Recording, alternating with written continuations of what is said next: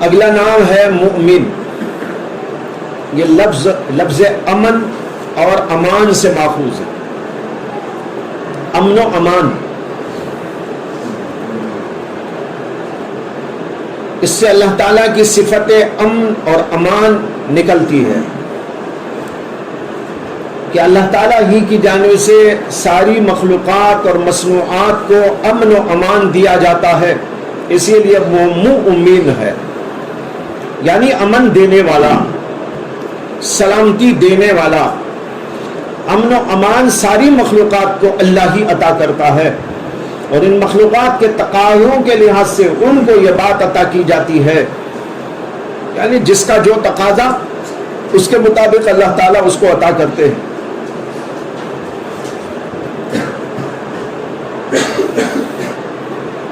یہ اس کا معنی ہوا.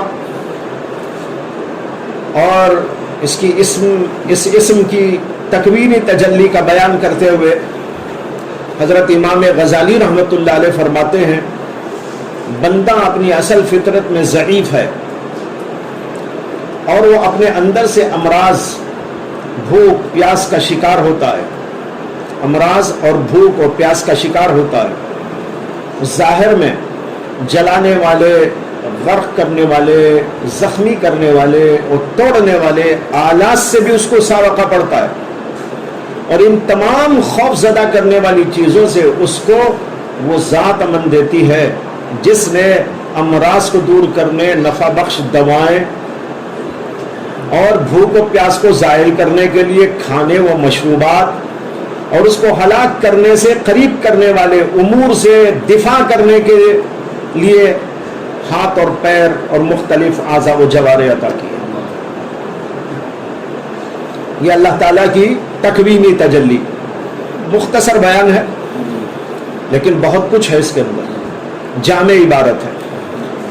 خلاصہ یہ ہے کہ انسان کے اندر ضعف ہے، کمزوری ہے، اور اس کی وجہ سے وہ مامون و محفوظ نہیں رہ سکتا.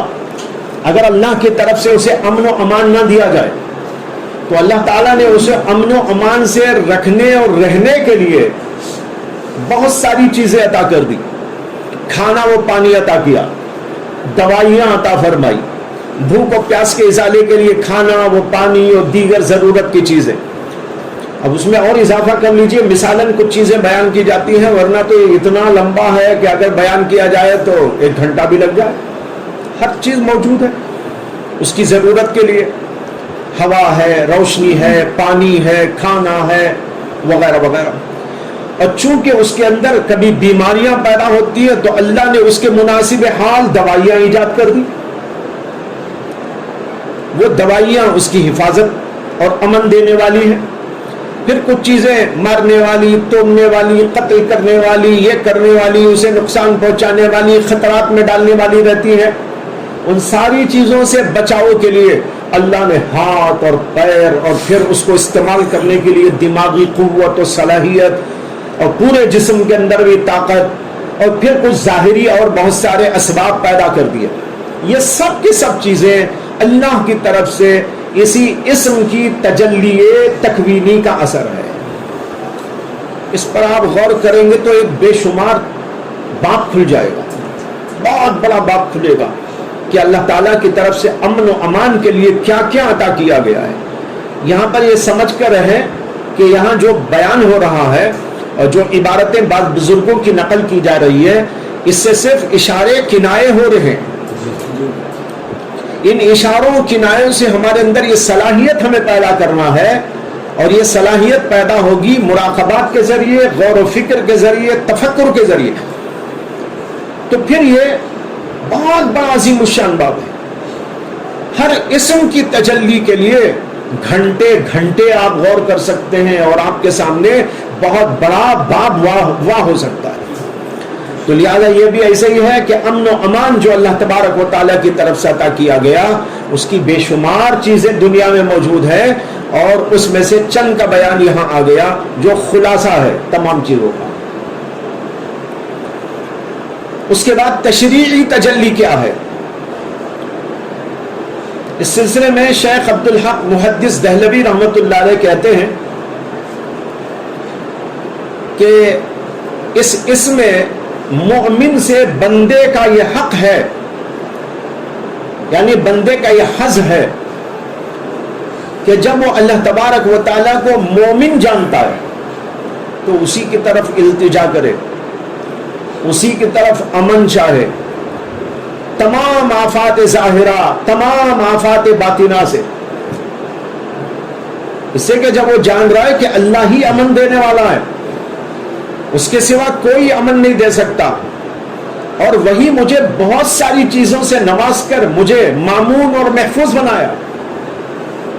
اگر اللہ تبارک و تعالیٰ کی اس اسم کی تجلی تکوینی تھوڑی دیر کے لیے بھی انسان سے ہٹ جائے، ہلاک ہو جائے۔ جنات ہمارے پیچھے ہیں، شیطان ہمارے پیچھے ہے، اس کے علاوہ دشمن بہت سے ہمارے پیچھے ہیں، ہم جاتے ہیں اور آتے ہیں، اور بہت سے لوگوں کے دلوں کے اندر غیظ و غضب ہوتا ہے، بڑی شدت ہوتی ہے، اور عداوت کا جو ہے ان کے اندر ایک جوش ہوتا ہے، لیکن اس کے باوجود وہ کچھ نہیں کر پاتے، اس لیے کہ امن اللہ کی طرف سے دیا جاتا رہتا ہے۔ اسی طریقے پر ہم چل کے جا رہے ہیں، ہوائی جہاز میں اڑ رہے ہیں، امن کون دے رہا ہے؟ اللہ اکبر۔ جب وہاں بیٹھتے ہیں تو اس اسم کی تجلی بہت ظاہر ہوتی ہے، اس لیے کہ اوپر اڑ رہی ہے اور ہم اوپر لٹک رہے ہیں، ذرا سا گر جائے تو ہماری کوئی چیز ہاتھ نہ لگے، دفن کرنے کو بھی کچھ نہ ملے، لیکن اللہ تعالیٰ کی تجلی دیکھو کیسی ظاہر ہے۔ اللہ اکبر۔ روزانہ ہزاروں جہاز اڑ رہے ہیں پوری دنیا کے اندر۔ کبھی کبھی اللہ اپنی دوسری کوئی حکمت سے کچھ اور واقعہ بتا دیتے ہیں، وہ الگ بات ہے، لیکن ہزاروں ہزار جہاز روزانہ اڑتے ہیں دنیا میں، پوری دنیا میں، لیکن ان میں کس طرح اللہ تعالیٰ امن و سلامتی قائم کرتے ہیں۔ تو اس طرح ہم غور کریں تو پتہ چلے گا۔ تو حضرت شیخ عبدالحق کہتے ہیں کہ جب بندہ جانتا ہے وہی امن دینے والا، وہی مؤمن ہے، التجا اسی کی طرف، توجہ اسی کی طرف، امن چاہنا اسی کی طرف، تمام ظاہری اور باطنی آفات و بلیات سے۔ اور دوسری طرف انسان اس سے یوں اپنے آپ کو متخلق کرے کہ مخلوق کو امن دے اپنی طرف سے، مخلوق کو امن کہ کوئی ان پر ہلاکت کی بات نہ آئے، دینی اعتبار سے بھی دنیاوی اعتبار سے بھی۔ دینی اعتبار سے بھی ان کا دین ہلاک نہ ہو، اور دنیاوی اعتبار سے بھی کوئی مصیبت، کوئی آفت، کوئی پریشانی آئے تو اس کا دل اندر سے بے چین ہو جائے، اور ان کو امن دینے کی کوششیں شروع کر ڈالے، کسی نہ کسی طرح لوگوں کو ہلاکت سے بچانے کے لیے اپنا ہر کچھ جو ہے لگا دے۔ یہ اللہ تبارک و تعالیٰ کے اس اسم کی تجلی سے اپنے آپ کو متخلق کرنا ہے۔